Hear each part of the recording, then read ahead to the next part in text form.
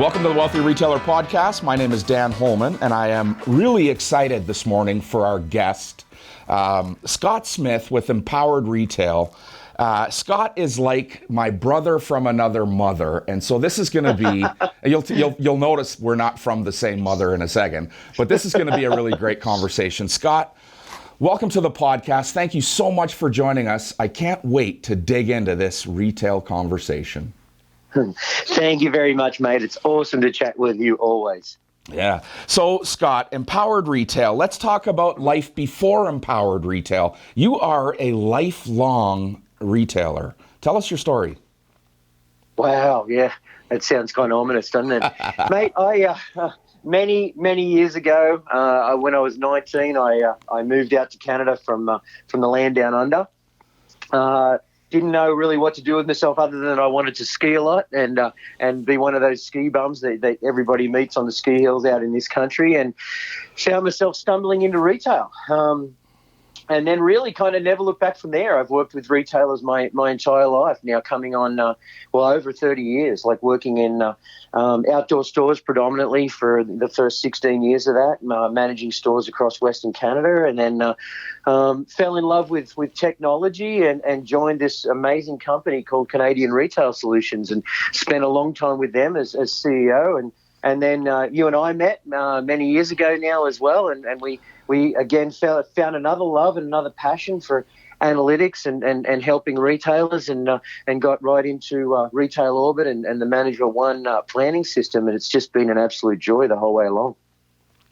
And so today, your focus, while you certainly have specialty in outdoor. Mm-hmm. I don't know that there's anyone in our world that is as well-versed in outdoor as you, but outdoor isn't the only expertise you have. You're working with retailers across all genres.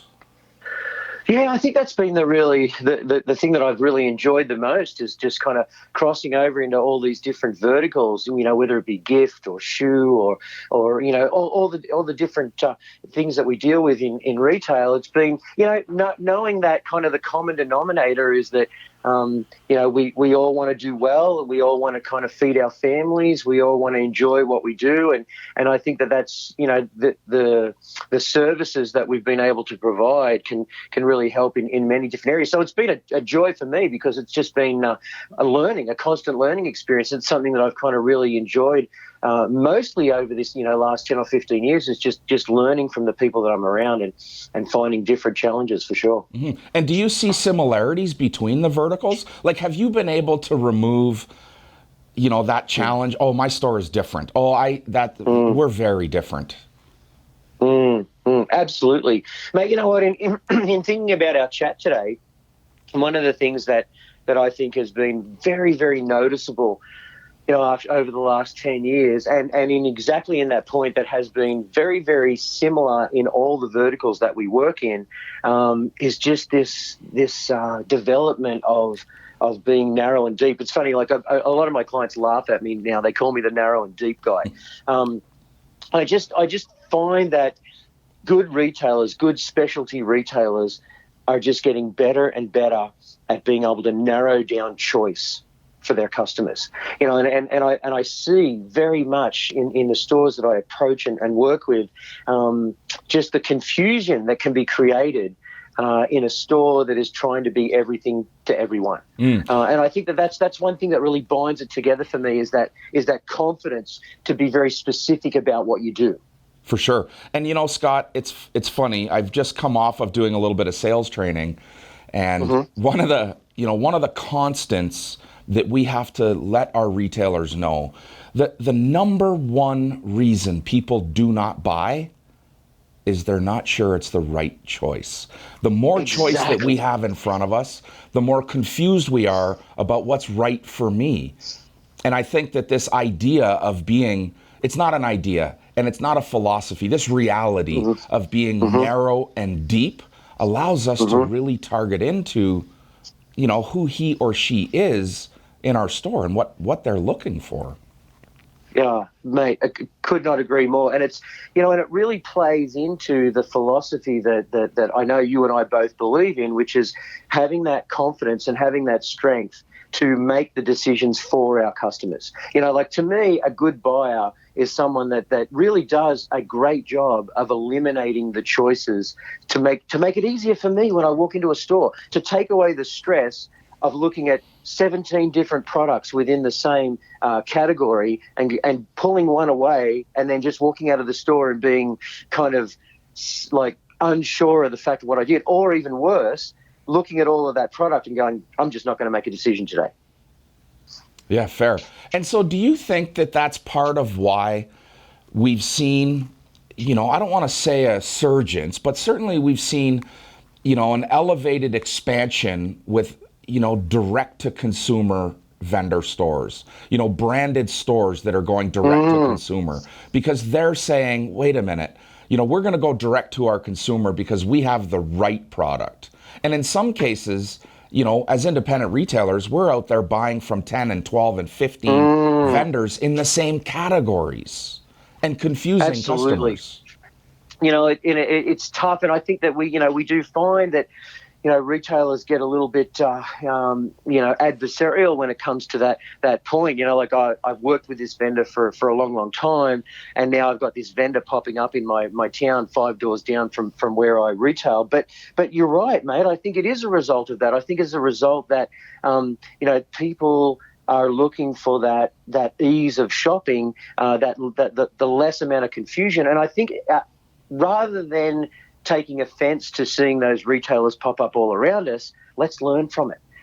Let's take that and let's be stronger ourselves as retailers, narrow down and give that same experience that the vendor-driven stores are trying to achieve. That they're trying to, they are delivering, in their own, category experience. They're building, these stores that are about expanding the customer's experience virtually or in real life in the stores. And I think that if we, as independent retailers can take notes from where they see some success. I mean, isn't that what masterminding is all about?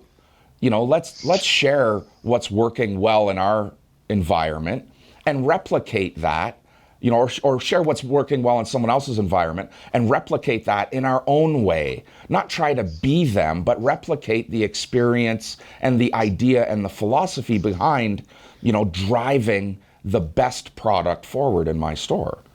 Yeah, exactly. Like being authentic to your vision and being true to yourself, but listening to and watching others to better yourself. It's funny, like I was thinking a lot about, the wealthy retailer and wealth and you and I love acronyms, right? And I was thinking about the, what are the qualities that what are the human qualities in a retailer that really, make up that wealth. And I think it is things like we're talking about. I think it's wisdom. I think it's empathy. I think it's authenticity. I think it's true love. Yeah. I think it's time, giving people your time, and I think it's being humble. I think it's humility. And I think that when we listen and we watch and we see these other stores in our areas, I think that if we can take away without ego and we can kind of build ourselves and our profile up in service to our customers, that they're the stores that get me really excited. Right, and I agree. And if we could be, they say, you need to keep your competition close. And it's not necessarily about the competition, but rather, where they're moving the needle and how do I move the needle in my store? And you talk about being authentic. We're seeing greater response to those retailers that are delivering authentic communication, authentic experience, that we're connecting with who he or she is. And I don't think that we've done that so well in the past, but we're seeing an improvement in that area for sure. Oh man, you're right. It's a standout. Like I know with a lot of our independent retailers now, when they are vulnerable enough to show their identity, to give you a kind of some insight into who they are, the response is incredible.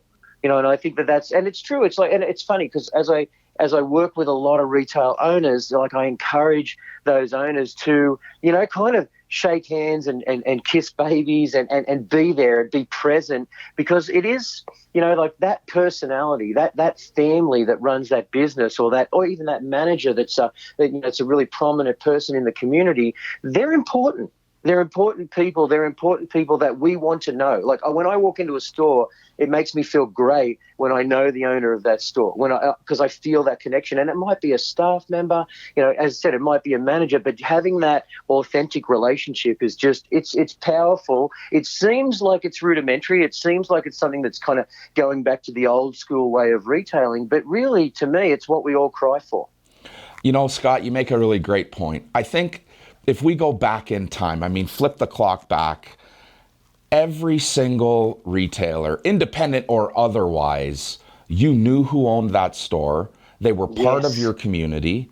When you walked in, you had a relationship or an interaction, with the owner of the store.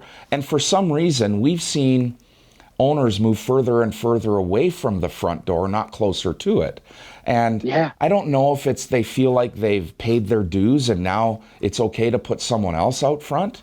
We had a few weeks ago, we had Leanne Mohagan from Simone and Ivy Interiors on our podcast. And one of the things that Leanne and I talked about was this level of vulnerability and getting out in front of your customer and telling them why they need to support you, why they need to be, in your store. And you touched on vulnerability, but really it's a combination of not just being vulnerable, but being present. Yes. Everybody loves Norm from Cheers, right? Everybody knows your name. Because he's sitting on that stool, But I think that, isn't it true that, the most authentic thing that you can do is to give your time, beyond your dollars, other than maybe giving your blood. Like, isn't it, isn't that really the most authentic and significant thing that you can do? Like, I always find, and I always look for this quality in the people that I work with. And, it's the biggest struggle for me as well, is about being that person that is always busy. Like, I'm rushing from this and rushing to that. But, isn't truly the person that we admire the one that's got that time to shake those hands and to give a hug when someone comes into the store, or do it virtually, have that time to kind of, connect with people. And they really, isn't that why we're all in this game? Right. Because we want to connect with other people. We want to serve other people. We want to make people feel good about the purchase that they've made or the reason that they've come into the store. Yes. And, you and I are of the same mind on this.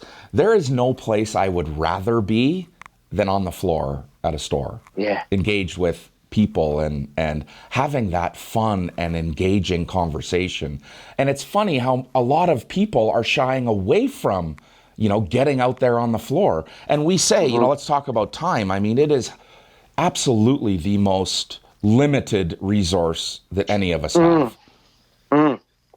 Absolutely. And I don't think that there's anything more empowering for our client than for us to give them our time. It really, and I think that too, one of the things that I think is important, we talked about, kind of like seeking wisdom from others and learning from others. And I think that, it is important that we learn from other people and that we are true to ourselves. But we learn that from being there and being present and being and listening and understanding and what, you and I, it's funny, we talk about all these human elements together, all these kind of soft qualities that make us better. And you and I are steeped in technology, and we're dealing with analytics, in what we do. But we still come down to the fact that the be all and end all is really how we learn and love each other. Right. And I think that, you and I learned a long time ago that our truth, is black and white. It comes from us being able to deliver decision or action based on fact. And fact comes from numbers, not what we believe to be true, but rather what's proven to be true. And so while I agree, steeped in analytics, it still comes back to we allow analytics to help us make the right decision. But it's still about our, human interaction, that drives our businesses forward. Yeah, it's funny. Like you find out of all of this, and I totally agree. Like I think that it helps us, kind of cut through the minutiae of choice. Like we come back to again, Mm. like too many choices. The analytics bring us back to that point. But it's ultimately, I think that in every relationship, whether it's a customer relationship, whether it's a staff member to a manager to an owner relationship, there's more than just the dollars and the numbers behind that. And I think that I find, like, as we build these relationships with our staff and with the customers, it's always more than dollars and numbers. It really is about relationship. It is about connection, and it's about being in the right place and being happy about what you're doing. You and I talk about that so often, Dan, is just like that, that happiness drives us first. Happiness is that first driver. Right. And then the dollars and the success follow after that point. I think that that's a really key part to enjoying your retail life. For sure. And I think, I've said this before, I think maybe with Margot Kottman from Project Retail, if retailers would stop spending so much energy on sales and more energy on engagement, sales will follow that. They wallow in the lack of sales, rather than dig their heels in and get to work on engaging their audience. Oh, And that's such a great recognize point. that engagement is what drives revenue in your store. Such a great point. Like so many things, so much good comes of that connection, that sales presence, that really kind of being there and being attentive to your customer. So much positive comes of that. So much value add comes of that. Versus, like we've all got to utilize markdowns and sales as a tool, as one tool in our arsenal. But so often it becomes like the key focus of what a retail store does. And then, do you really want that to be your identity? Right. Is that the healthiest place for you to be? Is it markdowns or discounting? One of the biggest expenses we see from a numbers perspective.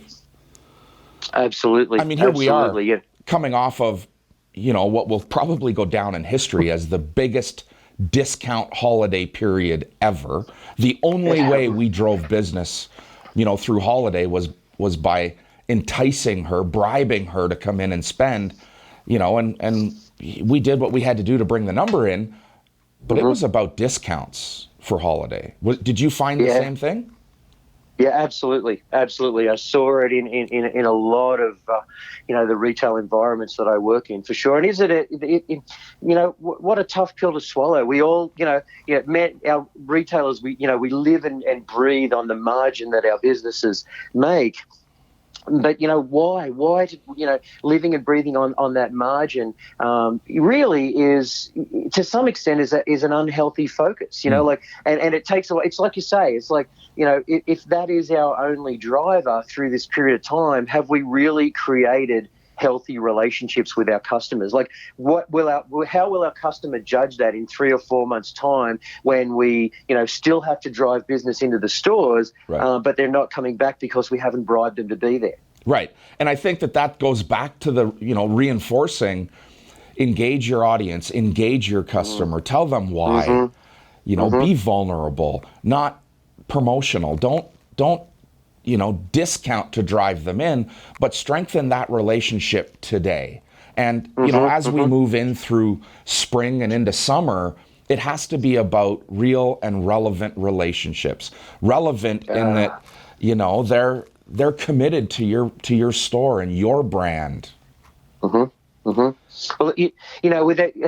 our independence, can it ever be more important to connect and to listen to your customer and to have that really authentic relationship, that they're coming back because they want to be there. They're coming back because, I like to think that there's so much choice, there's so much opportunity to buy, especially these days. We talk about the ominous transition to online retailing, right. And many of our retailers feel that, the pressure of the choices that people have before they even walk in the door, but that will never replace a relationship that you have with that store, with those people. In the, it will always be a great factor. It will always be something that will help people to entice them to come into your doors. But I will go to my grave believing that it is the bond that's built between two people that will overcome any other selling situation. Yeah, so agree with that. So agree with that. Is there, Scott, something that you're seeing in one of your retailers, that you're out sharing with everyone? That, hey, look at, Samantha Jones, Samantha Smith retail, she's doing this exceptionally well. How do you implement that in your store? Do you have that example? Mate, the thing that, and I'm sorry to continue to kind of go on the human side, but Don't apologize for that. It's always in my heart. I am absolutely preaching the fact that trust is the most powerful element I believe an owner can have to drive and run a successful business. And the businesses that I see that are doing incredibly well are, and I hate to use this word again, but empowering their staff and their individuals within the store to do more and better than they do themselves. And I look at it and I see the ticket to success and the ticket to freedom and to enjoyment as an owner of a business as well, is letting your people just fly, letting them enjoy what they do, again, giving them that, patting them, like being the retailers, the retail owners that I see are most successful are the ones that literally, their job is literally to give high fives and to be there when someone needs you. Yes. And I'm constantly preaching that because it gives the owner freedom, but it also gives the staff just that ability to shine, and that translates to their relationships with the customer. Yeah, well said. Scott, how much do you believe, that the owner has to be, on the floor present, coaching all the time? You said, being there to give a high five or support, but, do you believe that an owner's job, a manager's job, is to be on that floor coaching better experience for the client? Mate, that's a great question. And you know what? It's a great question because it's a question that many, many of our retail owners and managers absolutely struggle with. I'm a little bit torn because part of me is always saying, hey, you've got to be authentic. And if you are not a strong seller, then you don't have to be a strong salesperson to be a manager or owner of a business. What you really need to do is be able to see the qualities of the people and to allow them to be really strong. But at the same time, you can't lose touch with who what your story is and who your customer is, and you don't learn and grow in your knowledge unless you're there and you are present. Like in for buyers specifically, and in some cases that might be buyers and owners, unless you are present on the sales floor, unless you are down there understanding the questions that your customers are asked, I don't really think that you can be a successful buyer. I think when you lose touch, like we've seen it with the large organizations we work with, we see it with the department stores, when they move further and further, when the buying departments move further and further and further away from what is truly happening on the floor, then there is that risk of losing touch. So as much as I would say, don't think you have to be all things to all people. Don't think you have to be the gifted salesperson that is better than the people on the floor. That's not true.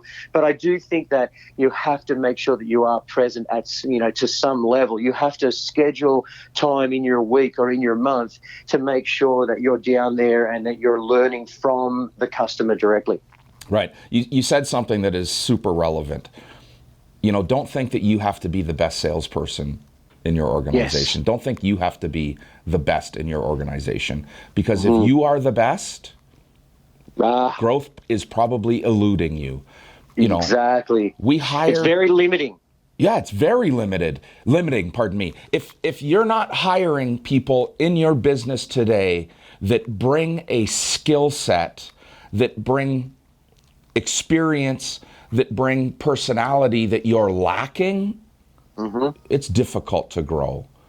And isn't that Yeah, finish. Yes. Isn't that really, Dan, that humbleness, that humility? Like, this is again that quality that I look for in a successful owner and retailer, is that they can identify people that can come in and add value to their business and to be more to that customer.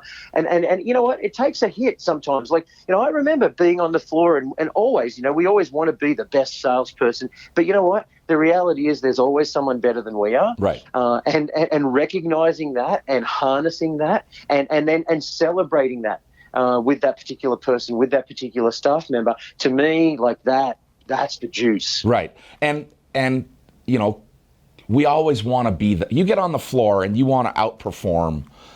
You believe that you want to outperform your coworker, your teammate, but that's not the reality. That's not the truth. The truth is you want to outperform your own expectations. You're setting an internal goal for yourself, and you're competing with yourself more than your team member. And I think in every instance, when I have this conversation with retailers about, are your staff incentivized? Do you have a pay for performance environment? The pushback is always, no, we're on one team and I don't want them to get catty or I don't want that hyper competition in my store. But the reality is, in a pay for performance environment, you compete with yourself. You're the one that feels the reward. You move the needle north. Because every member of that team, if they're successful in pushing themselves to the next level, that's where you'll get your fulfillment. And it doesn't. You don't necessarily need to be the top performer in the team, but if you're someone that's moving the needle individually, there's a lot of Dan. That really speaks to me. It's part of what's kind of driven me year over year. Like I compete internally. That's kind of where I am. I love to be part of a team, but I love to drive myself to that next level. If you get that kind of environment going where people are just challenging their own norms and moving forward, I'm glad you brought that point up, because we both come across that so often in conversations with our retailers that are so they're fearful of changing the norm in their environments when it comes to pay performance selling and having those goals on the floor. I think it's really to me, I think it's important to have that. I think it's important, and for exactly what you said, it's not necessarily to compete with each other. It's to drive yourself to the next level. And I think I've seen, and many retailers are fearful. I've seen in most cases, when you take that plunge and you put that system in place, whether it be small steps or whether you go right into a commission-based environment, it's never as scary as it seems from the outside, and it does help all of us do better. Scott, one of the mistakes, I'm going to say mistakes, and one of the aha moments, one of my aha moments a long time ago, came when we were setting sales goals. And, my mentor at the time, her name was Tony. Tony said to me, Dan, you have to stop talking about your sales goals. And I said, why? And she said, there's a disconnect when you talk to your staff, your salespeople, about your goal versus their income. And my aha moment came when, I started to talk to people about their income goal and then related that income goal back to, the sales goal, the sales performance. And when we talk about living in a pay-for-performance environment, what a mistake it is to talk about sales goals. It's not really about the sales goal. If it's pay-for-performance, it's about their income goal. And realigning how we think, may make it easier to move to a pay-for-performance environment.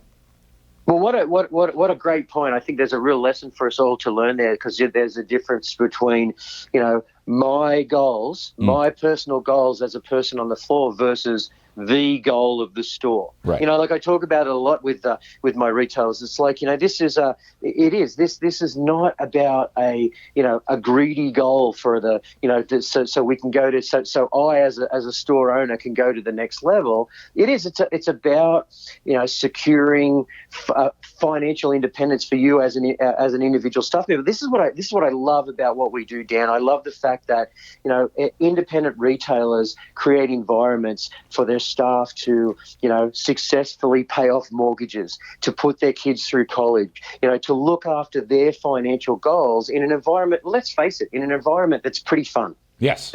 That's pretty enjoyable.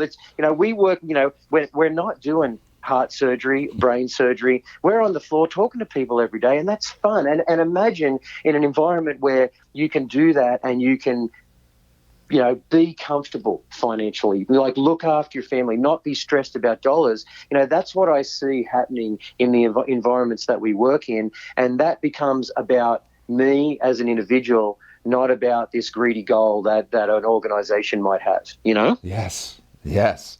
Scott, I can't tell you how much I appreciate you joining us today. This is so, so good.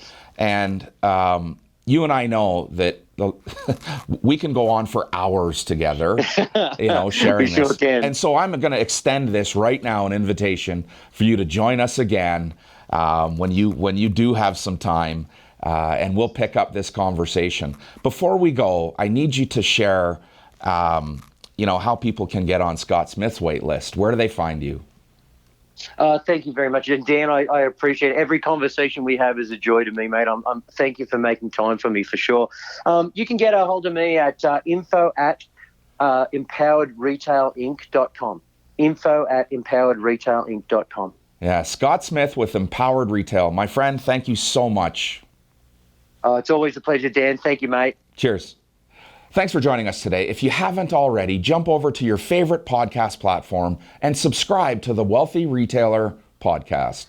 Also, if you head over to thewealthyretailer.com, you can subscribe to our newsletter, chock full of information to help you become a wealthy retailer. Here's another great podcast you should check out. In fact, if you haven't already, subscribe above and check out all of our podcasts. Subscribe above or visit thewealthyretailer.com and join our newsletter.